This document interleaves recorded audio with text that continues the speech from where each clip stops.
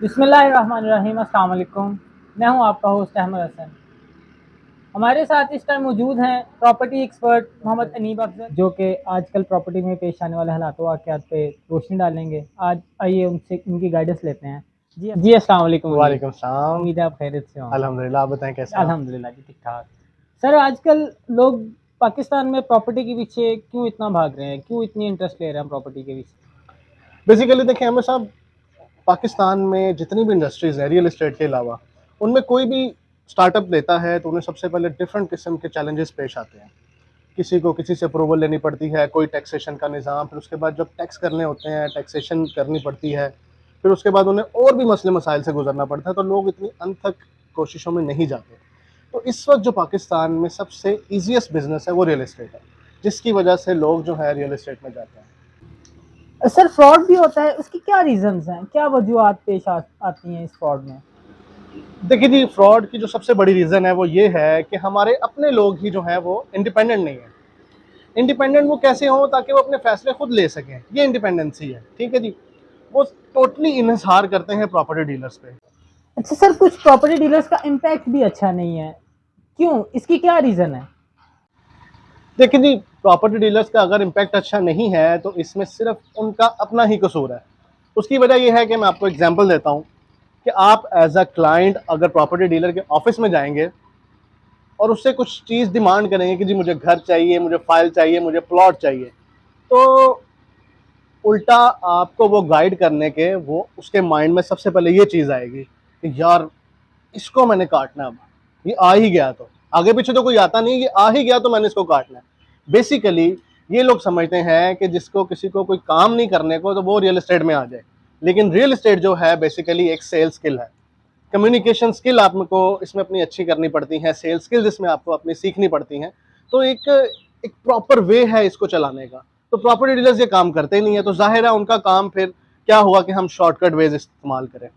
तो जब shortcut veg इस्तेमाल करेंगे तो इसमें क्लाइंट का नुकसान होगा, उनका तो फायदा हो जाएगा वक्ती तौर पे, क्योंकि वो दफ्तर डाल के बैठे हुए हैं और साल के बाद उनके पास एक क्लाइंट आना है, तो जाहिर है उसने अपना सारा साल उसी क्लाइंट से पूरा करना। सर, कंट्री में डाउनफॉल चल रहा है प्रॉपर्टी का, तो आया कि हमें इन हालात में कुछ इन्वेस्टमेंट वगैरह करनी चाहिए या नहीं? आपकी क्या राय है इस बारे में?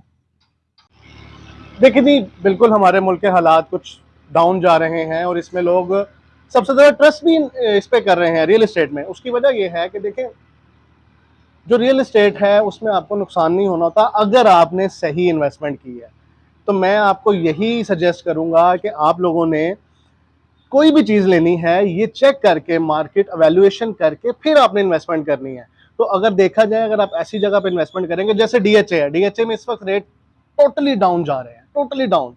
लेकिन आपको ये भी पता है कि डीएचए के रेट जो है वो कितने अप होते हैं, ठीक है जी। तो जब आपके डाउन रेट में उसमें इन्वेस्टमेंट कर लेंगे डीएचए में, तो क्या आपको कल को फायदा नहीं होगा? बिल्कुल होगा। जरा सी भी स्टेबिलिटी आती है तो आपको जरूर फायदा होगा। बेसिकली रियल एस्टेट चलती है मार्केट में, जितनी मार्केट अच्छी चल रही है, जितनी सेल्स अच्छी चल रही हैं, जितनी सेल परचेज अच्छी हो रही है, उतना ज़्यादा रेट अप जाता है। करंट डाउनफॉल में मैं आपको ये नहीं कहता कि आप इन्वेस्टमेंट करें, लेकिन मैं ये भी नहीं कहता कि आप इन्वेस्टमेंट ना करें। जो आपने करना है, मेन चीज़ मैंने आपको कहा है कि आपने रिसर्च करनी है। जब आप रिसर्च करते हैं आपको पता लग जाता है कि कौन सी स्कीम, कौन सी जगह किस टाइम के हिसाब से सही है। इस काम के लिए आपको जो है कंसल्टेंसी चाहिए होती है। तो जब आप खुद रिसर्च करने लग जाएंगे तो आपको कंसल्टेंसी की क्या ज़रूरत है?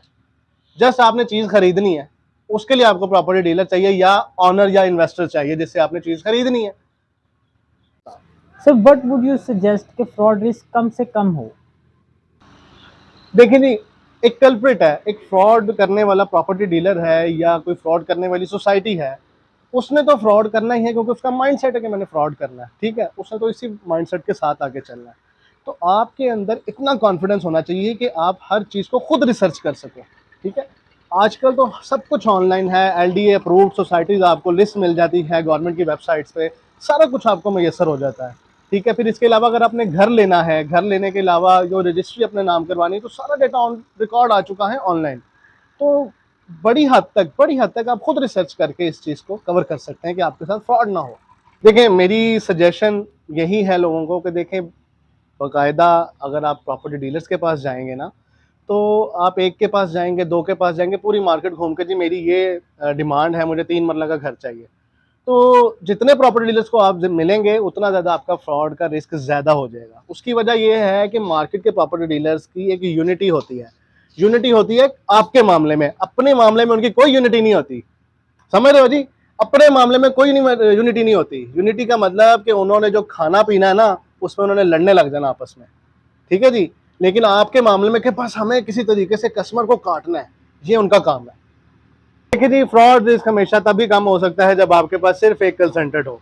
उस कंसल्टेंट के पास आपके लिए हर चीज मौजूद होनी चाहिए। आप कॉल करेंगे ना, वो आपको ये कह देगा ना जी मुझे एक दिन का टाइम दें, इसका मतलब है कि फ्रॉड रिस्क शुरू हो गया है। तो आपने सिर्फ अपना एक प्रोफेशनल कंसल्टेंट ढूंढ के उसको अपना कंसल्टेंट बनाना है, ठीक है जी। दूसरी चीज, फ्रॉड से बचने का तरीका क्या है? अगर आप किसी सोसाइटी में जो है इन्वेस्टमेंट कर रहे हैं, तो आप उसके अंदर उसकी सिक्योरिटी सबसे पहले देखें कि जी ये अथॉरिटीज से अप्रूवल इसको है भी है कि नहीं है, ठीक है। ये आप चेक कर सकते हैं, अथॉरिटीज की वेबसाइट पे जाएं, आपको वहां पे मिल सकती हैं ये चीजें, ठीक है। दूसरा फिर उसका सेकंड पॉइंट आ जाता है कि इसकी मार्केट कैसी है, कि इसकी सेल कैसी चल रही है, कितना बड़ा ये प्रोजेक्ट है। जनी साहब, थैंक यू सो मच। आपने एक बहुत अहम मौजू पे हमारे साथ एक तो इन्फॉर्मेशन दी, दूसरा ये कि कुछ ऐसे आपने पॉइंट से और ऐसी चीज़ों से पर्दा उठाया जो कि बहुत ज़रूरी हैं। आजकल जो नए इन्वेस्टर्स हैं जो कि फ्रॉड का शिकार हो जाते हैं, कुछ ऐसे भोले भाले कस्टमर्स हैं जो फ्रॉड का शिकार हो जाते हैं, उनके लिए काफ़ी इन्फॉर्मेटिव थी ये video. Thank you so much. आपने देखिए जी, मेरा मकसद था कि जितने प्रॉपर्टी डीलर्स इस वक्त फ्रॉड कर रहे हैं उन सबको नंगा करना। आए ना दाढ़ धले, क्या कहते हैं इंजीनियर साहब, आए हो ना दाढ़ धले। मेरा मकसद सिर्फ ये था ताकि मैं यहाँ से नॉन प्रोफेशनलिज्म जो एटीट्यूड है वो खत्म करूँ। आपका बहुत शुक्रिया सर, आपने अपने कीमती वक्त में समय वक्त दिया। Thank you so much. किसी भी कंसल्टेंसी इन्फॉर्मेशन के लिए एनी प्रॉपर्टी एडवाइजर से ज़रूर कॉन्टैक्ट कीजिएगा। हमारे कॉन्टैक्ट लिस्ट हमारे डिस्क्रिप्शन में दे दी गई हैं। Thank you so much. अपना ख्याल रखिएगा। अल्लाह हाफिज़।